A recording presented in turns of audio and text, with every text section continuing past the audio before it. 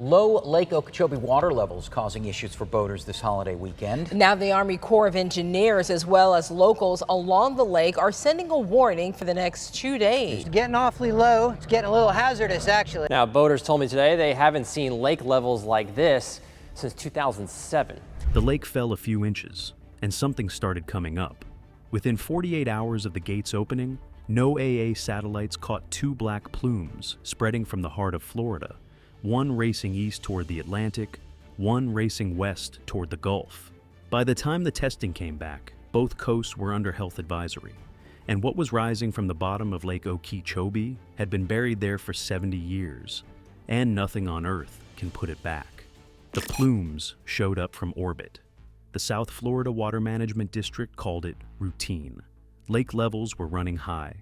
The Army Corps opened the gates in December 2024 and started lowering the lake by a few inches, the same kind of release they had run dozens of times since the 1930s. Fall below that goal, we'll be working very closely with South Florida Water Management District about proper water management procedures.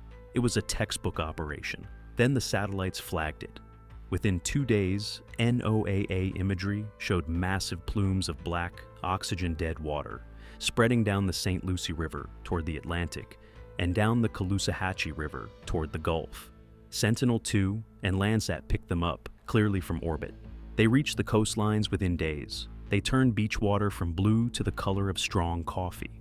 Local biologists rushed to take samples. Tourism officials called emergency meetings.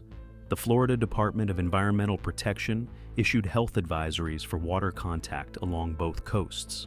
Those advisories have not been rescinded as of this recording, and what the testing eventually revealed about what was actually inside that black water is the part of this story that nobody on either coast wants on camera. Because Okeechobee is not just a Florida problem. What just came up from the bottom is a preview. What was hiding at the bottom?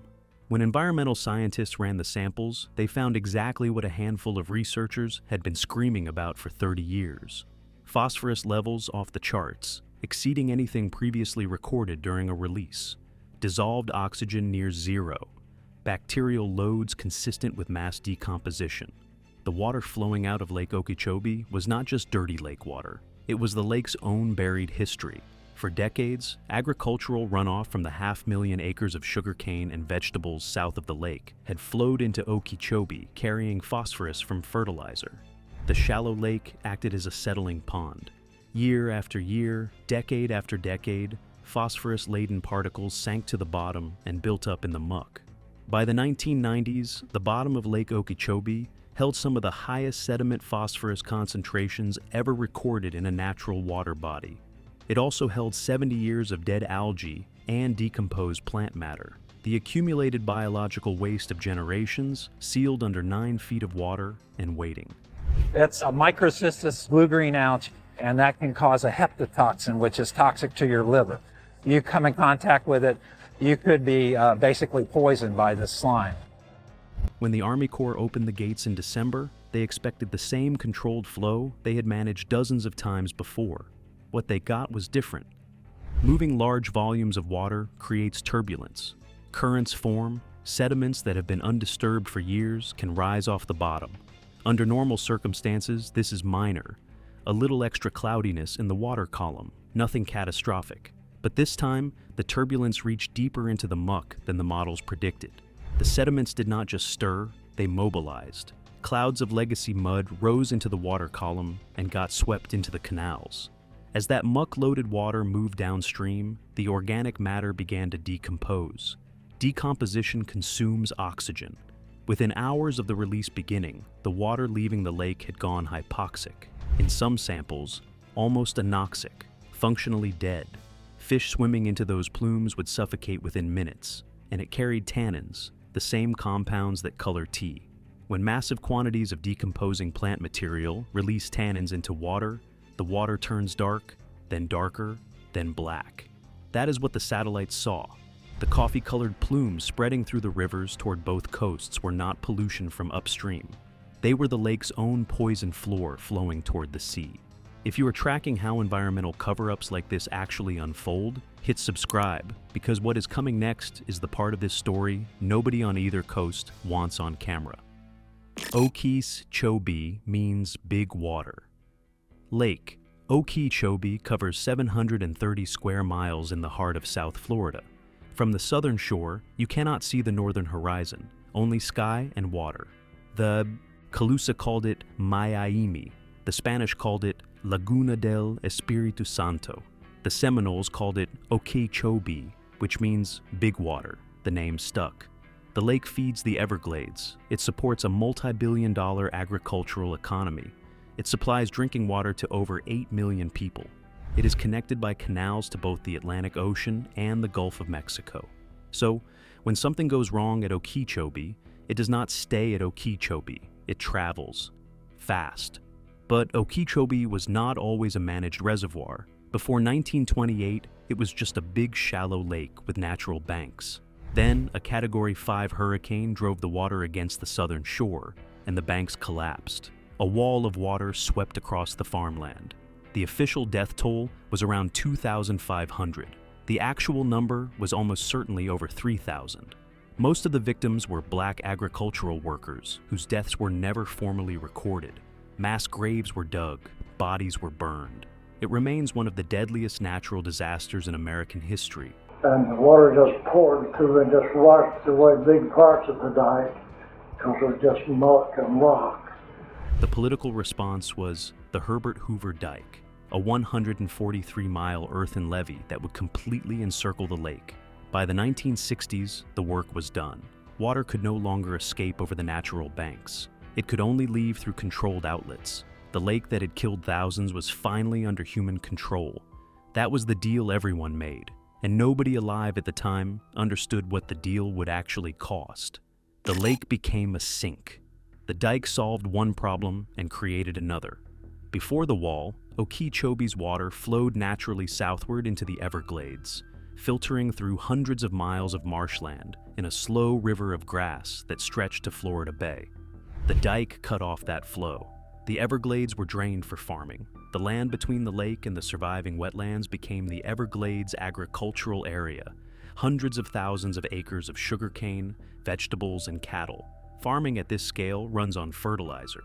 Fertilizer runs on phosphorus. And phosphorus, once it is in a closed lake with no natural outflow, has nowhere to go. It accumulates. The shallow lake acted as a settling pond. Particles sank to the bottom. The sediment layer grew thicker and more concentrated. Researchers published warnings starting in the 1990s. State agencies acknowledged them. And then everyone went on managing the lake the way they always had. Once the dike was built, the lake had to be managed within a narrow window. Too high and the dike risks failure, too low and the lake's ecology collapses. When water rises above safe levels, the Army Corps has only two options. Send it east through the St. Lucie Canal to the Atlantic, or west through the Caloosahatchee to the Gulf. Both are ecological disasters even on a normal day. Called Lake Okeechobee, the dirtiest lake in America. In 2016, an eastern release triggered a massive algal bloom that closed beaches, collapsed property values, and forced Governor Rick Scott to declare a state of emergency. In 2018, a western release fed a red tide event that killed over 2,000 tons of marine life from Naples to Tampa Bay. Both coasts have been held hostage to Lake Okeechobee for decades. December 2024 was different, because this time, the water itself was different. On both coasts at once, on the Treasure Coast, the St. Lucie River turned the color of dark chocolate within days of the release beginning. Fish kills started immediately, mullet, snook, and bait fish floating belly up along the banks. The smell of decomposition spread through waterfront neighborhoods. The Indian River Lagoon, one of the most biodiverse estuaries in North America and already stressed from years of nutrient pollution, took another massive hit. Seagrass beds, the foundation of the lagoon's ecosystem and the feeding ground for manatees, were smothered. Sunlight could not penetrate the muck-laden water. Photosynthesis stopped. The grass began to die. Manatees were already dying in record numbers. Over 1,100 died in Florida in 2021 alone. Most starved when their seagrass beds collapsed. The 2024 event threatened another mass mortality before the previous one had even ended. On the west coast, the Caloosahatchee carried the same toxic payload toward the Gulf, the water spreading into San Carlos Bay and around Sanibel and Captiva was visibly discolored. Red tide had been present at low levels along that coast for weeks. The nutrient pulse from Okeechobee gave the bloom organisms exactly the fuel they needed. Within weeks, red tide concentrations were spiking along the Lee County coast. Dead fish on beaches, respiratory irritation in residents and tourists, hotels reporting cancellations. Marinas closed, beaches empty. We're in the middle of summer and our kids can't go swimming. The 2018 red tide alone cost Lee County an estimated $184 million. The 2024 event hit both coasts at once. There is no fix. You cannot unpoison a lake this big. The phosphorus that accumulated in Okeechobee's sediments over 70 years cannot be removed.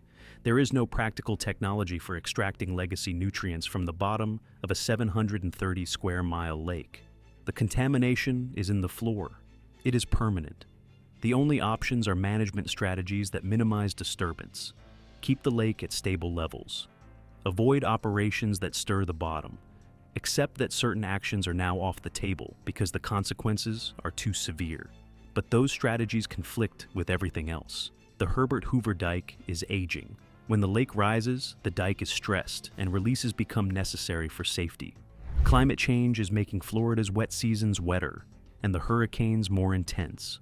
High water events are getting more frequent. And 8 million people still depend on Okeechobee for drinking water. The system is trapped. Keep the lake high and the dike fails. Lower it and the legacy poison comes up. Send the water south and the remaining Everglades take the hit. Send it to the coasts and the estuaries collapse.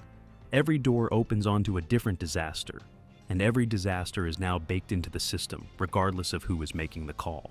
The Comprehensive Everglades Restoration Plan was supposed to fix this, a $10 billion federal-state partnership, authorized in 2000 to rebuild a more natural southward flow and treat the water before it reached the coasts. It is decades behind schedule.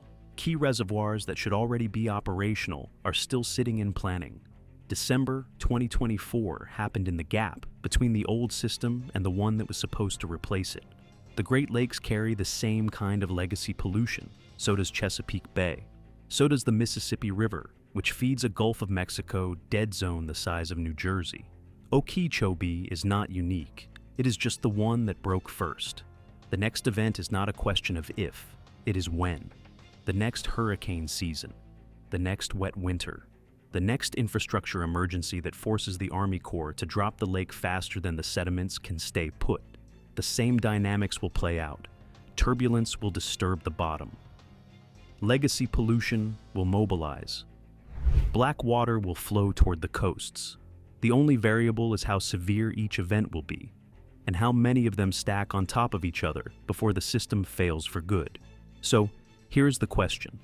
If a routine release in 2024 did this, what happens during the next major hurricane that forces an emergency drawdown? Drop a comment below and tell me which coast you think gets hit first. If you want to see what I dug up about the underwater anomalies the Army Corps was scanning for at the bottom of Okeechobee before the release, the next video is on screen now, and hit subscribe so you do not miss what comes up next. Lake Okeechobee is big water. What is in it is bigger. And it is not staying at the bottom anymore.